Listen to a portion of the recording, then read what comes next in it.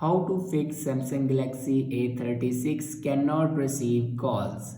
So let's start the video. First of all, restart your device.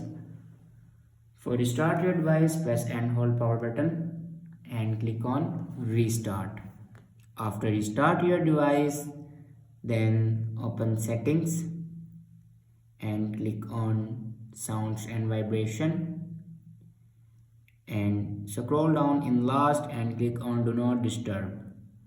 Now here you can turn off your do not disturb. If you turn on your do not disturb, then turn it off.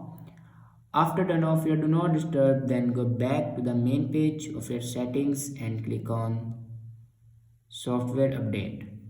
Now here you can check your latest version will be updated or not. If it doesn't update to latest version, then update it to latest version. After that, go back to your home screen and reinsert your SIM card. After reinsert your SIM card, your problem will be fixed. I hope this video is helpful for you. Thanks for watching.